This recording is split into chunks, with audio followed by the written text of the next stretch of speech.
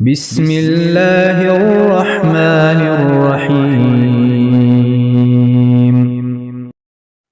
حمید بن عبد الرحمن نے بیان کیا اور ان سے ابو ہریرہ رضی اللہ عنہ نے بیان کیا کہ رسول اللہ صلی اللہ علیہ وسلم نے فرمایا، جو اللہ کے راستے میں دو چیزیں خرچ کرے گا اسے فرشتے جنت کے دروازوں سے بلائیں گے کہ اے اللہ کے بندے یہ دروازہ اچھا ہے۔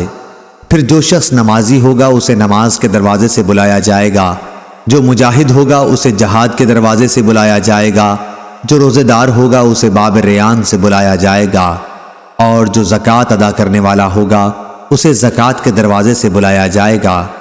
اس پر ابو بکر رضی اللہ عنہ نے پوچھا، میرے ماں باپ آپ صلی اللہ علیہ وسلم پر فدا ہوں یا رسول اللہ صلی اللہ علیہ وسلم، جو لوگ ان دروازوں میں سے کسی ایک دروازے سے بلائے جائیں گے مجھے ان سے بحث نہیں، آپ یہ فرمائیں کہ کیا کوئی ایسا بھی ہوگا جسے ان سب دروازوں سے بلایا جائے گا؟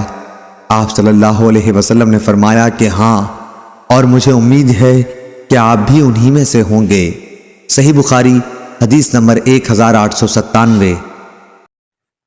اسماعیل بن جعفر نے بیان کیا، ان سے ابو سہل نافع بن مالک نے، ان سے ان کے والد نے، ان سے ابو ہریرہ رضی اللہ عنہ نے کہ رسول اللہ صلی اللہ علیہ وسلم نے فرمایا، جب رمضان آتا ہے تو جنت کے دروازے کھول دیے جاتے ہیں۔ صحیح بخاری حدیث نمبر 1898۔